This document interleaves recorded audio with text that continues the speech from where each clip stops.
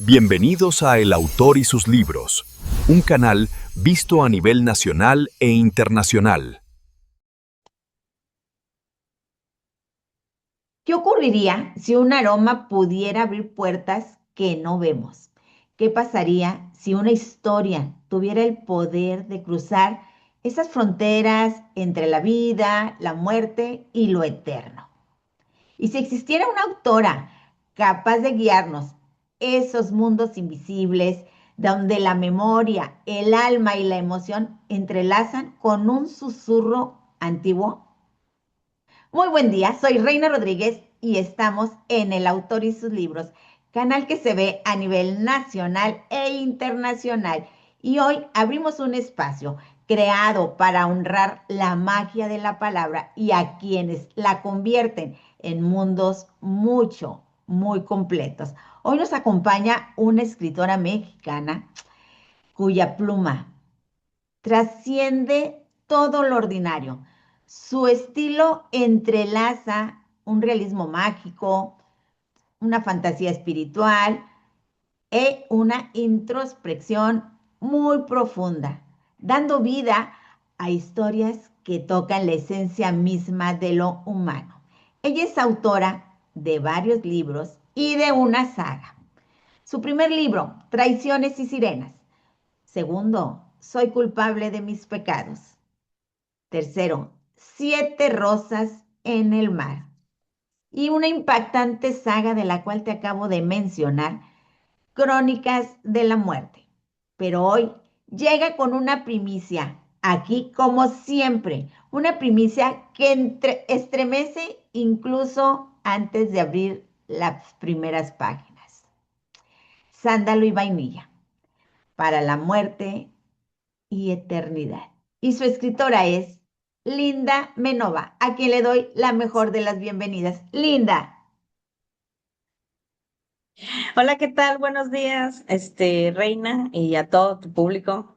Gracias por siempre recibirme en tu canal. Ahora sí que, pues agradecida de que tu audiencia siempre me reciba bien. Muchas gracias. oye Linda, hay Sí. tantas cosas que queremos saber de este libro, de tus libros anteriores, y sí me gustaría empezar. ¿Cómo decidiste tomar el camino de la escritura independiente? ¿Y cuál fue tu primer libro? Yo los mencioné, pero qué mejor tú que puedas hablarnos de ello. Un gran amigo me dijo que lo que tú buscas te está buscando. Y efectivamente, solo falta como arriesgarse, pero lo que tú buscas te está buscando. Hay una famosa frase de Séneca, me gusta mucho mencionarlo porque no es suerte el hecho de que haya decidido tomar este camino. Dice que la suerte es donde confluye la oportunidad y la oportunidad y un segundito, porque a ver. Aquí la tengo apuntada.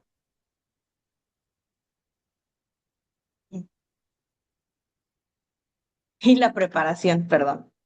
De hecho, esto inclusive lo dice alguna psicóloga, creo que se llama Mariana Rojas, ella es la que dice precisamente que eh, para encontrar la suerte tienes que prepararte primero y luego evidentemente lo que tú buscas te está buscando, ley de atracción, y entonces se presenta la oportunidad, pero no se presentan muchas. La cuestión es que también aquí entran cuestiones de voluntad, de arriesgarte, de querer hacer las cosas sin miedos.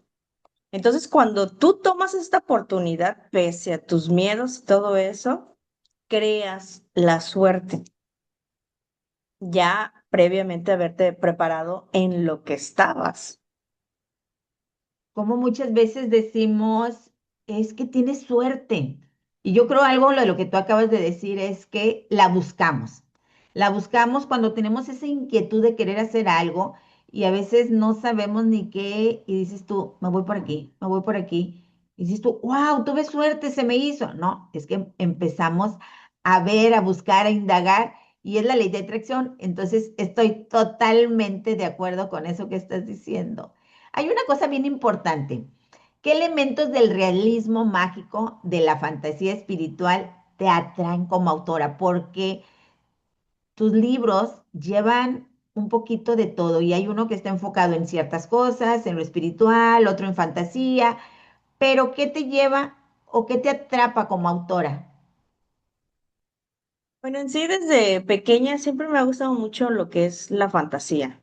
El realismo mágico viene siendo parte de, solamente que se integra esta versión de realidad, por así decirlo, es una combinación entre realidad y fantasía. De hecho, el cine ha empezado a implementar esa parte. O sea, en literatura es realismo mágico, pero en el cine se le dice live action. Cuando, por ejemplo, ahora sí que grandes compañías agarran los cuentos infantiles o de hadas y los llevan a la vida real. Pero en literatura es precisamente lo mismo, ¿no? Es el hecho de llevar lo sobrenatural a la normalidad cotidiana. Eso me gusta muchísimo. Pero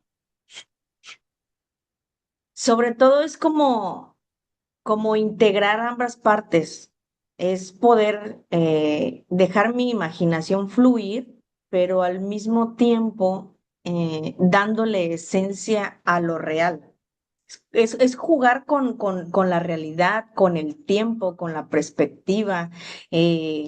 Pues precisamente para desarrollar esto, uno tiene que tener gran sentido de descripción detallada. O sea, hay que poder describir detallado los panoramas que se presentan en el libro para poder transportarlos y que realmente dentro de la mente del lector vayan pudiendo visualizar algo que yo imaginé pero en un contexto real, porque lo que yo narro, yo tengo un paisaje dentro de mi cabeza, por ejemplo, pero precisamente ese detallito de hacerlo fantasioso o de cierta manera irreal, crea en el lector su propio paisaje, similar pero va creando su propia perspectiva. Esto es lo que me gusta muchísimo del realismo mágico, que cada persona prácticamente a través de lo que yo describo puede crear su propio mundo.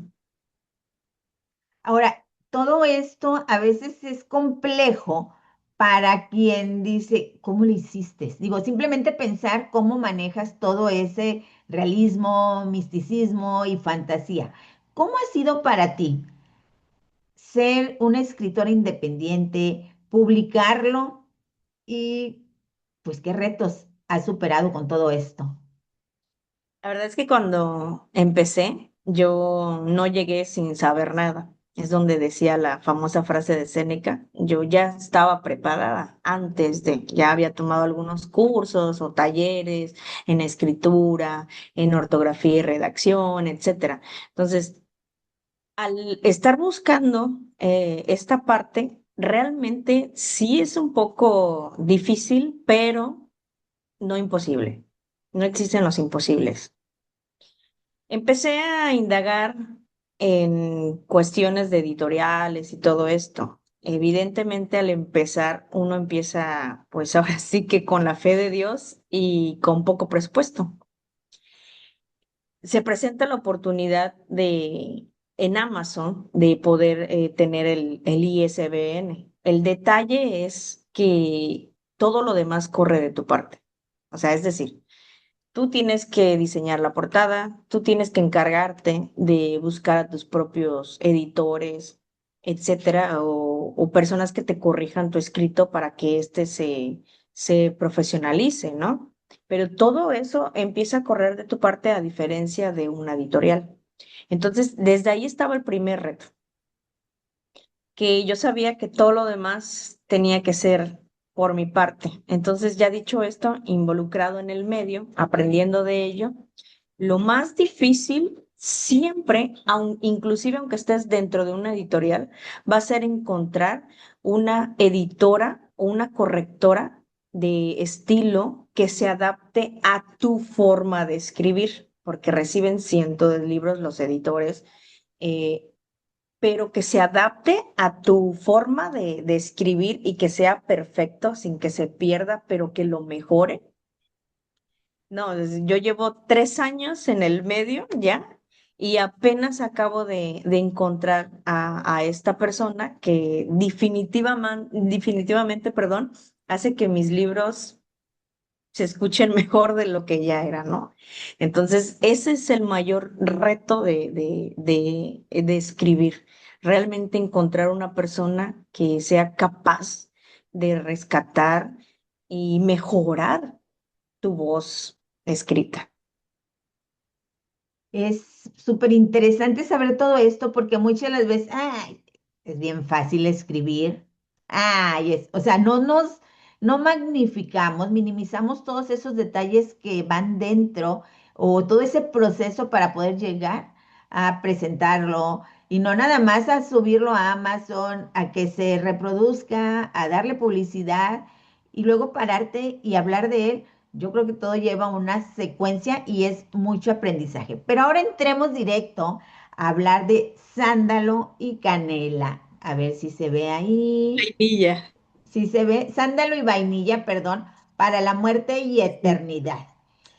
En este libro que está publicado en Amazon y que acaba hace unos días de lograr ese gran nombramiento que todo mundo buscamos, ¿cuál es la idea central de este libro?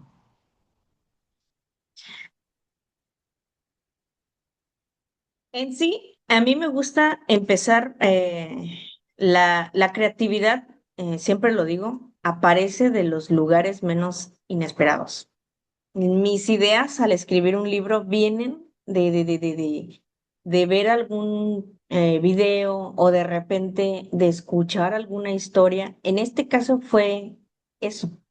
Siempre tengo un motivo personal para crear el libro.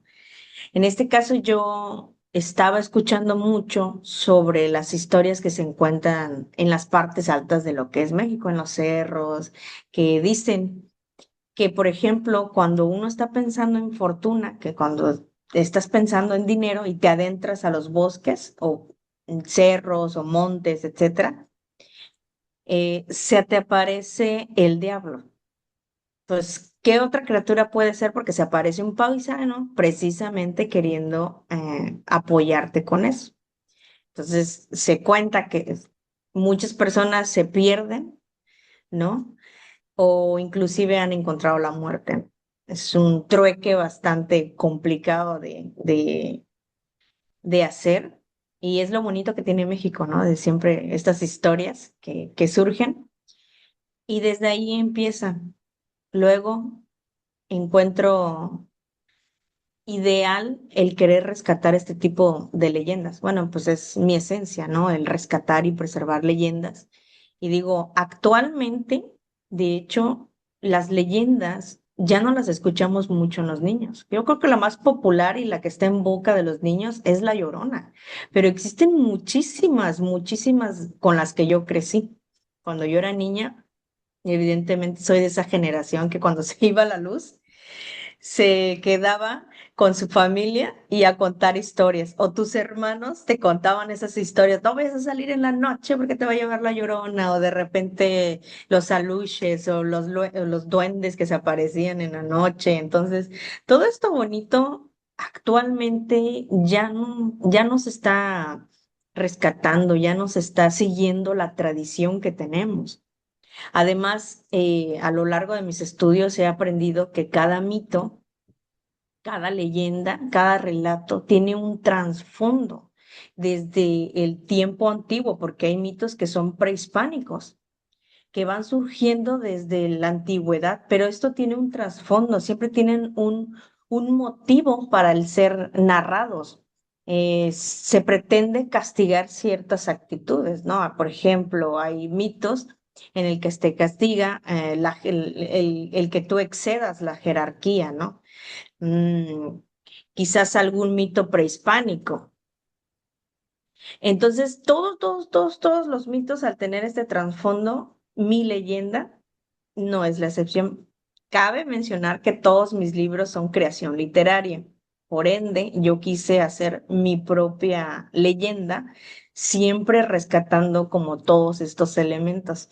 Entonces, yo intento integrar de verdad historias que llegan a mí de manera inesperadas. O sea, estoy escribiendo el libro y casualmente en un taxi que yo tomo de regreso a mi casa, una persona me cuenta una leyenda que yo integro a mi libro. Se me hizo bastante idónea el agregarlo. Me dice que en uno de sus viajes una señora le pregunta sobre sus nombres, empieza, ¿no? Y le dice que sus nombres no son muy comunes. Le dice que ella se llama María. Pues el señor le dice que su nombre sí es muy común. Empezó como con esta dinámica de los nombres, ¿no? Y entonces le dice, fíjese que en mi pueblo todos se llaman María y José. Y yo, wow, ¿no? Pues es una historia súper increíble. Pasó en un pueblo de Puebla. La verdad no recuerdo ahorita bien el nombre, pero sí pasó. Pasa que el padre que estaba en ese pueblo no permitía que se pusiera solo un nombre a los hijos. Entonces, por ejemplo, tú le querías poner Reina a tu hija y el padre decía que no, que antes se tenía que poner María. Entonces era María Reina. Y así consecutivamente, casualmente, todos empezaron a llamarse María y José en ese pueblo. Me gustó bastante porque son de estas historias que llegan a uno de forma oral, que no hay algo escrito para esto. Y entonces, por eso digo que lo que tú buscas te está buscando. Llega a mí esta historia y yo dije, por supuesto, también tengo que incluirla. Entonces, eso es lo bonito de hacer el realismo mágico, que yo puedo agarrar esta historia real y adaptarla con algo mágico para poder hacer esa conexión. Fíjate que hablas de historias y me encanta esto que definición que le das y que así es manejada como realismo mágico, porque todos nos llega una historia y todos podemos cambiarla y adaptarla a, pues no sé, a lo mejor a tu estado de ánimo, a lo que estés pasando X. En lo muy particular, las historias, y dices tú, cuando se va la luz empezamos a leer y a juntarnos, a escucharnos unos a otros y yo ahí en ese momento, yo te aseguro que corro. ¿Por qué? Porque hay historias que está en la noche y te da miedo y luego no puedo dormir. Entonces mejor de lejos. Pero bien respetadas y de día. Mira, la que me cuentes. Yo estoy súper, súper lista para poder escucharla. Hay algo súper, súper que quisiera que nos comentaras. Sándalo y vainilla. Para la muerte y eternidad. ¿Qué te motivó o por qué elegiste ponerle este título tan evocativo a este ejemplar? Interesante pregunta. En sí, la trama es una chica encuentra un perfume a orillas del río, ¿no? Pero si uno se adentra a la literatura, existen muchísimas títulos con aroma a tal esencia, por ejemplo, aroma a chocolate, aroma no, a lavanda, etcétera. O sea, hay un millón de aromas escritos ya. O de repente el perfume de mujer, existen muchísimos ya. Entonces la intención no es hacer que mi libro tenga un título que ya es muy utilizado. Yo siempre trato de que sea diferente. Actualmente pues existen muchísimos libros. Es bastante complicado el encontrar un título nuevo que no exista prácticamente. No es una investigación que hago bastante compleja. Y pues estos aromas en personal me gustan mucho. Y ya que los iba a integrar a la historia, pues dije, pues qué mejor que lleve ahora sí la esencia, el olor dentro del título. Ya posteriormente se hace un mini subtítulo como para dar introducción a. y así queda el título, ¿no? Pero es meramente porque son esencias que a mí me gustan y combinadas huelen muy, muy bien. Un libro que lleva tu esencia, porque son tus aromas que más utilizas o que más te gustan. Un libro que lleva tu mensaje y todo ese ingenio que le pones. Todos los libros, todos los ejemplares nos dejan una enseñanza a los escritores, pero ¿qué mensaje especial quieres que los lectores capten de Sándalo y Vainilla? El mensaje, como todas las leyendas, tienen un trasfondo. Siempre es en este sentido de mi leyenda con Delicia, sería el hecho de que ciertas actitudes que están mal vistas en ciertos lugares realmente a veces no son tan malas. Eh, mi antagonista, se podría decir, que es la que hace la leyenda, tiene actitudes un poco modernas fuera de la época en la que estaba, ¿no? O sea, evidentemente era tachada sus acciones, sus actitudes. Delicia es una mujer, una madame francesa que viene refugiándose a los pueblos altos en México, en algún pueblecillo arriba de un cerro, se va a ocultar por deudas que tiene, ¿no? Entonces, evidentemente, en su forma de ser, una madame francesa es parte de su personalidad, pues en un pueblo va a ser tachado, sus actitudes. La cuestión es que ella ayuda a mi protagonista, a Julia, eh, tras hacerse la leyenda años después, su esencia de ella, que es su alma, se queda preservado en un perfume que Julie Yvonne encuentra. Entonces, digamos que la misión que ella tiene que hacer ahora es juntar parejas, evidentemente a causa de algunas ciertas situaciones que hizo, ¿no? Algunos desastres que causó por ahí, pero a Julie Yvonne pues la ayuda a romper ese orgullo y poder aceptar que realmente ama a su mejor amigo, ¿no? Que es Jacob. Entonces hay un bonita trama entre la leyenda, entre romance, entre el misterio. Y pues en este sentido es decir que no todas las actitudes son malas, ¿no? Es simplemente la gente tiene una forma de ser y no precisamente sus acciones son para dañar a uno.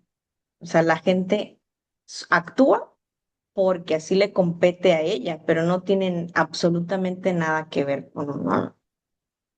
Y la intención es esa, dejar de tachar ciertas actitudes y dejar que la gente sea libre como le plazca. Si así ellos son felices, seamos Disfrutemos felices con para ello. dejar ser a otros felices. Disfrutemos, ya basta, ya basta. ¿Ah? Ahora, hay algo, Sándalo y Vainilla, esta historia, todos estos mensajes que hay, bueno, pero también aquí hay algo bien importante. Sí me gustaría, si nos puedes compartir un fragmento para quienes están escuchando ahorita o quienes nos van a escuchar después, puedan sentir el espíritu de este gran libro, espíritu, digo, Sándalo y Vainilla. Sí, nada más antes se me había pasado contarte que hay otra pequeña mini relato que también encontré y que lo agregué, pero se me había pasado mencionarlo. ¿Puedo mencionarlo antes de leerlo? Adelante, el autor y sus libros es tu momento. Precisamente, pues mi padre es de un pueblo en el que se inspira el lugar donde es, más o menos. El pueblo se llama Santa Bárbara. Entonces, el lugar que yo escribo es Santa Elena y Santa Cecilia. Muy similar, ¿no? Siguiendo el hilo de eso. Me cuentan que en esa parte el señalar un arco iris estaba mal visto, pero simplemente te lo cuentan así. Es que hay mitos en México que tenemos que realmente no hay una historia compleja, pero que te dicen, señalar un arco iris es malo. También lo integro, pero eso es lo bonito de, nuevamente, perdón por repetirlo, pero es lo bonito de hacer el realismo mágico, de poder imaginar qué hay con ese relato. Y en el libro lo integro. Simplemente el mencionar que el señalar el arco iris es algo malo, yo realizo una pequeña historia de un niño que señala. Entonces, recopilando lo que ya te había mencionado de que todos los mitos tienen un trasfondo, el mensaje de este relato es precisamente mencionar que el señalar algo es de mala educación, pero lo hacen a través de un relato que, entonces, quería integrarlo nada más para que supieran más o menos cómo se van dando los mitos y los relatos y las leyendas. Déjame Ahora, interrumpirte antes de sí, que nos des estos fragmentos siguientes. Yo siempre me habían dicho que si apuntaba al arco iris, pues la fortuna no llegaba. Cada quien. Pero ahorita que vienes a decirlo, es cierto. Te cambian un poquito la versión, no sé por qué no nos decían señalar es de mala educación, pero hoy que lo vienes diciendo, realmente ahí está ese trasfondo. No es válido o por cuestiones de regla de educación señalar. Entonces ya caigo porque me decían que era malo o que la fortuna no te llegaba, pero realmente estaba enmascarado con la realidad. No es bueno estar señalando, no es una buena regla de etiqueta. Adelante. sí, así es, es curioso cómo al ir estudiando los relatos y los mitos uno se va dando cuenta de decir, ah, esa era la cosa. Me cayó el 20.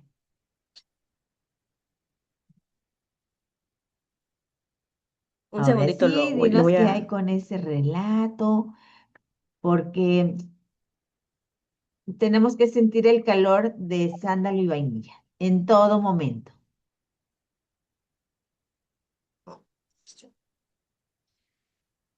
Un segundito. Sí, sí.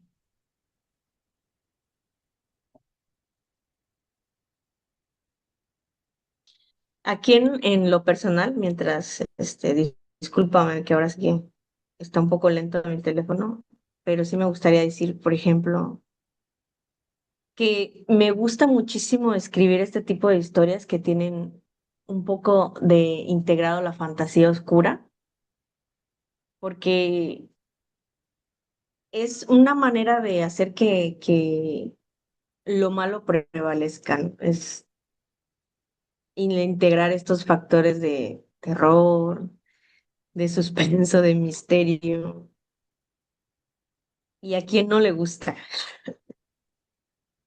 ¿A Aunque quién no le estemos gusta? muriéndonos de miedo, ¿eh? Sí, así es, sentir ese emociones sube y baja es a lo que toda la gente nos gusta. Entonces, escribirlo es aún mejor. El intentar causar ese sub y baja de emociones en las personas y que de repente te meto misterio, te meto suspenso, ¿por qué no romance, etcétera? Hacer el sub y baja de emociones. Es algo que nos atrapa y es algo que nos tiene ahí, el que sigue, qué sigue, qué sigue.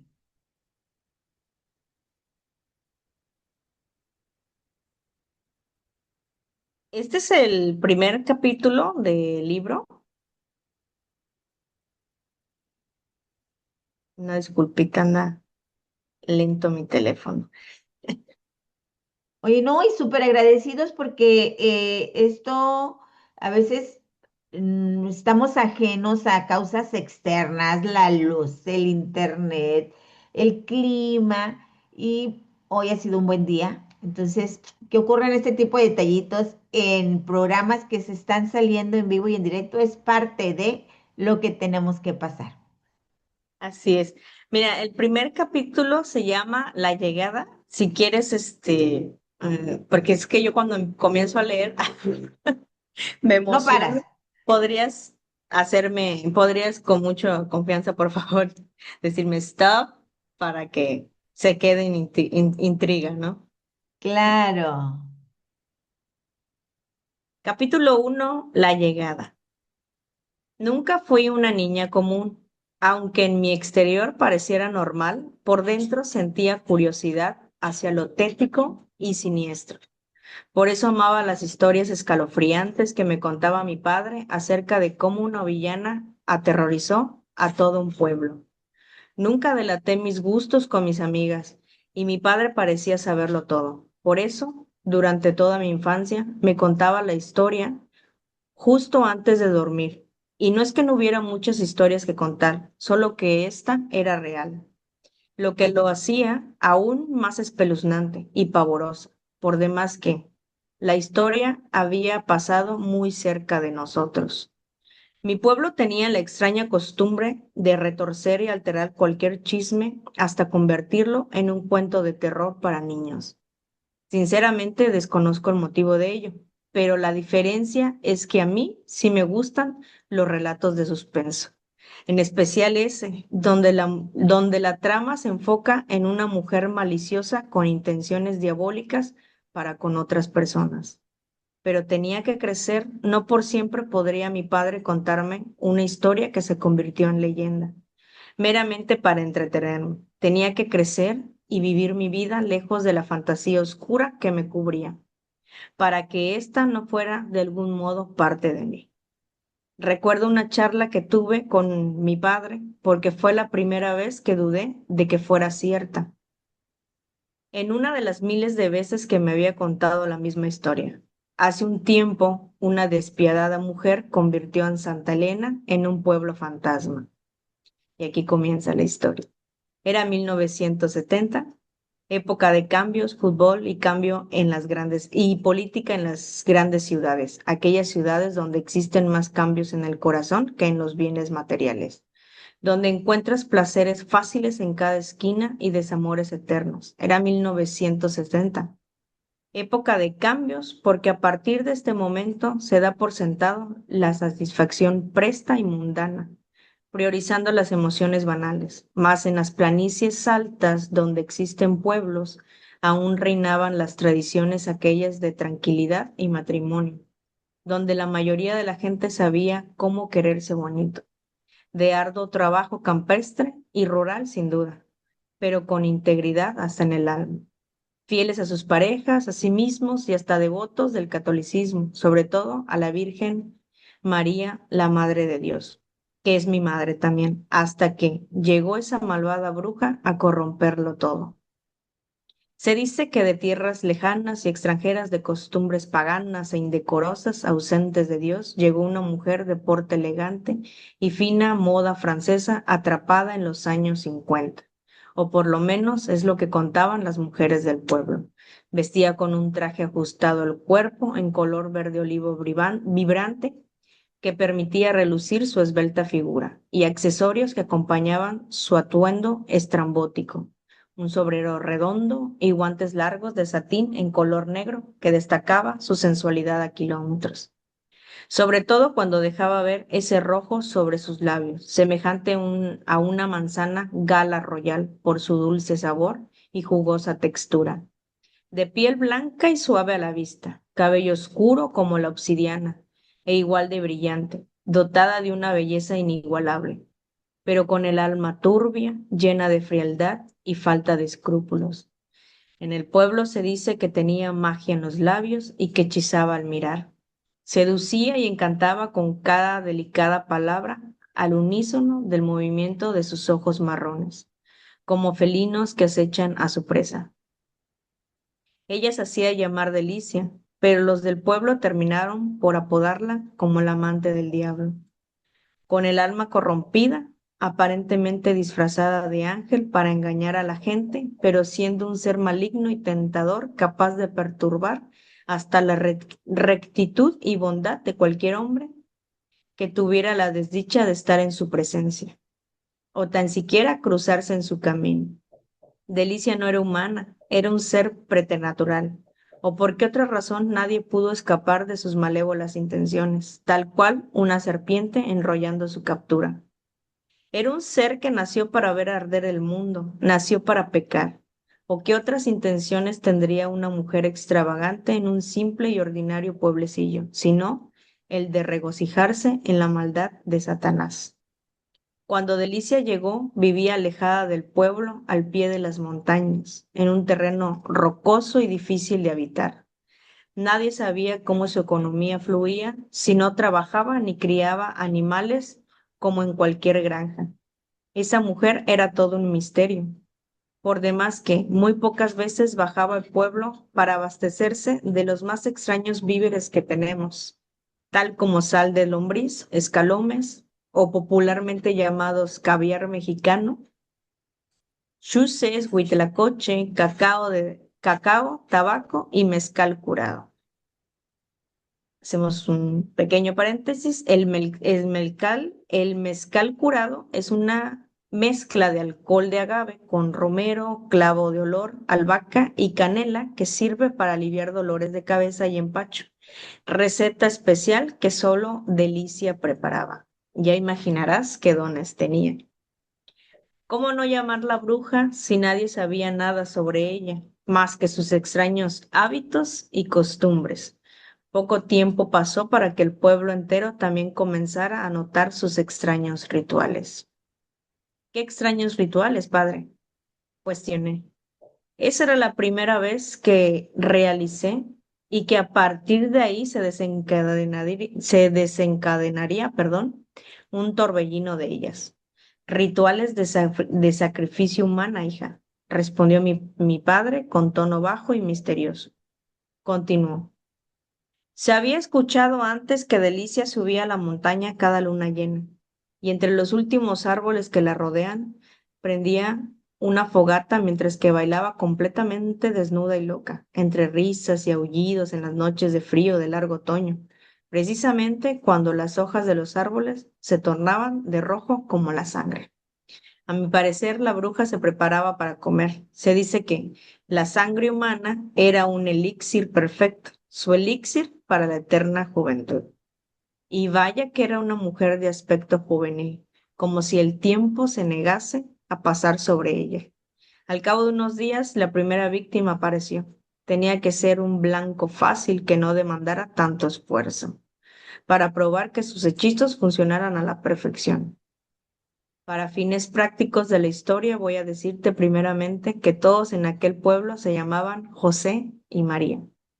Esto a causa de que el cura no permitía a los padres de los niños bautizados que le pusieran solo un nombre. Por tanto, tenían que llevar al principio el padre del creador, José, para el sexo masculino y el nombre de la madre, María, consecutivamente para el sexo femenino, de modo que sirva para honrar por igual las creencias. Entonces, voy a omitir en algunas partes mencionar el primer nombre y utilizaré mayormente el segundo para no errar. ¿De acuerdo? Consultó a mi padre. Los padres son astutos. Yo creo que sospechaba de mí. De acuerdo, pa, confirmé. Se abre otro pequeño paréntesis. Pa es un modo cariñoso que tengo para dirigirme al hombre que más quiero y admiro en esta tierra. Pero aún así existe algo extraño sobre ese relato que contó hace un momento, sobre aquel pueblo religioso. Para ser franca, dudo de que sea real. La verdad es que suena un poco absurdo. Mi padre prosiguió. José Jacinto y José Antonio caminaban bastante entonados de regreso a casa, puesto que habían cerrado la única tiendita y bodegón que surte cerveza, además de mezcal virgen. Por virgen me refiero a que no lleva el proceso reposado en las barricas. Es prácticamente el extracto puro del agave, lo que le da esa tonalidad fuerte y concentrada.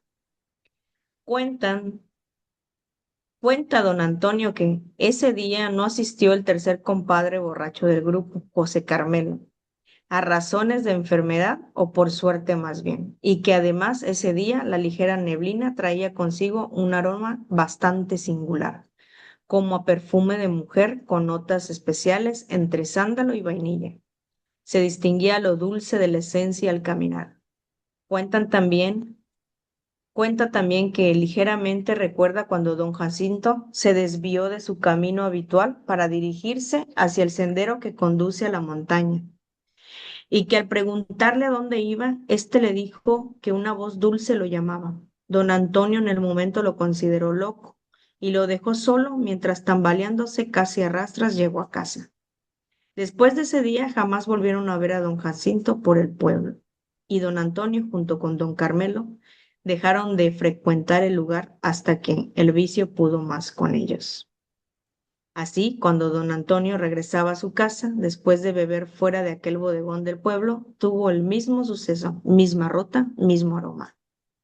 A los pocos días don Carmelo desapareció también sin dejar huella ni rastro, mucho menos alguna pista que seguir. Simplemente no hubo nada. Bien dices, pa, que fueron víctimas perfectas, dije asertivamente. Pero en esa afirmación cabía la duda de si Delicia era demasiado perspicaz o el trío de compadres eran demasiado merluzos. Así es, hijita, asintió con la cabeza. Pero eso no fue todo. Las víctimas continuaron aumentando con el paso de los días. Inclusive un leñador que era carpintero de la ciudad fue acechado y acosado por la bruja mientras talaba un par de pinos blancos comunes de la región. Se dice que el leñador escuchaba murmullos suaves de la voz de una mujer que los vientos llevaba entre los árboles hasta sus oídos, en un extraño lenguaje, seguramente antiguo porque aquellas palabras no se escuchaban en algún idioma extranjero, más bien eran parecidas a alguna lengua nativa.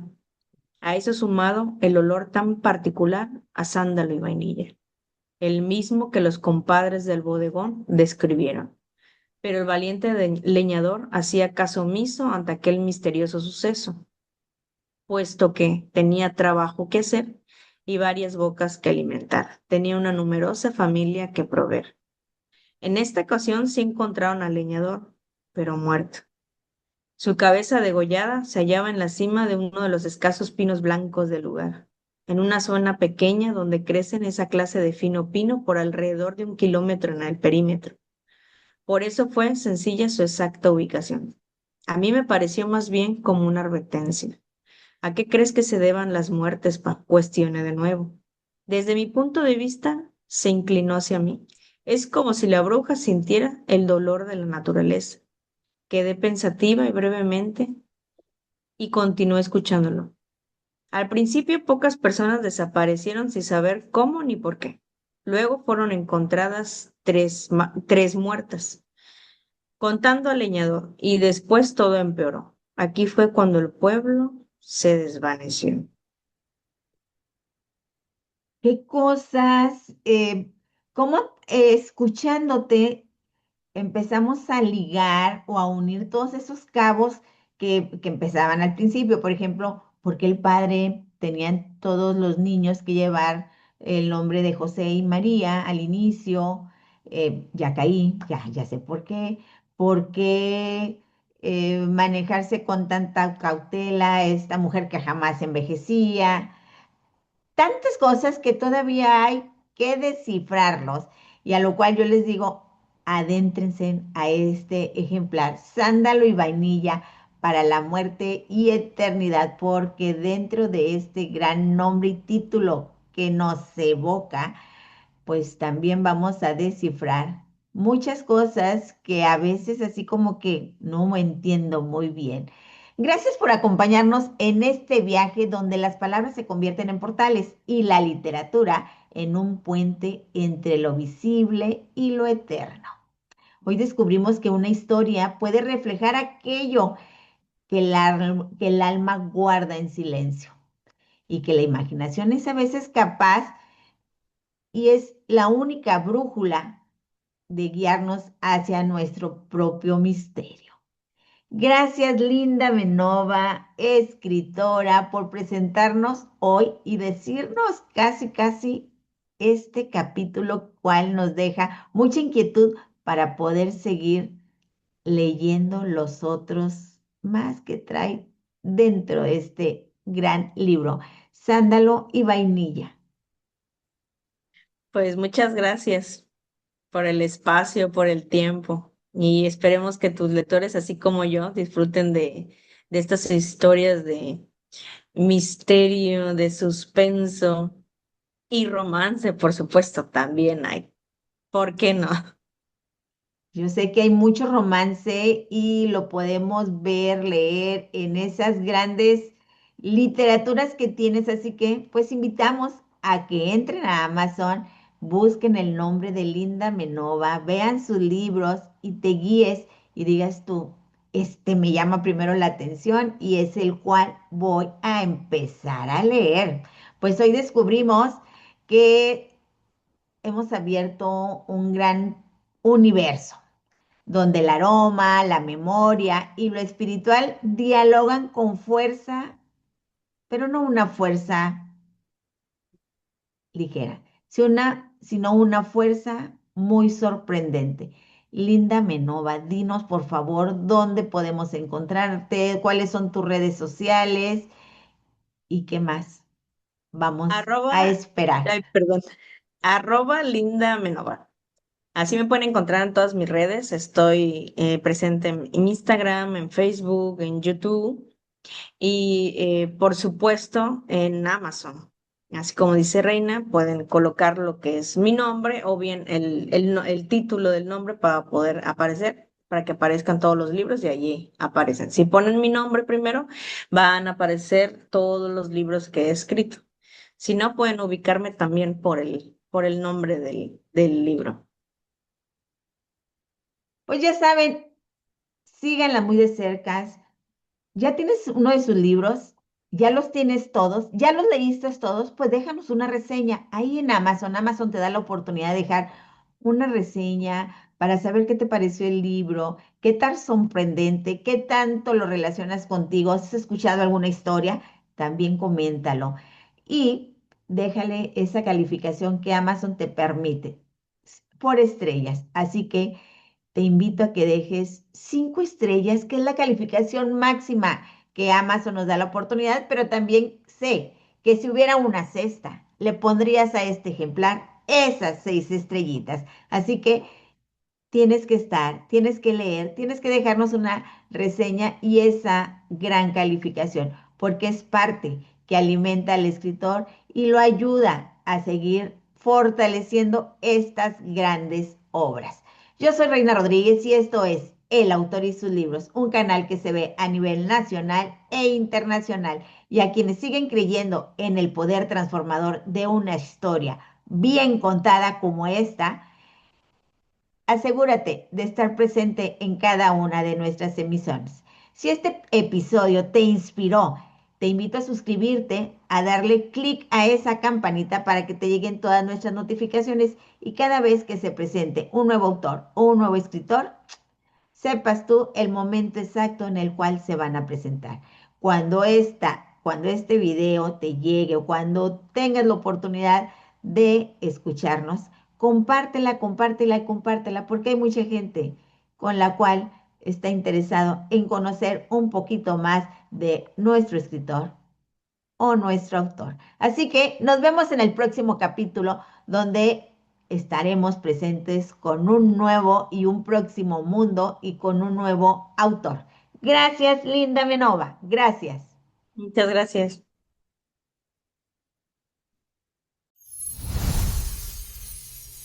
Gracias por acompañarnos.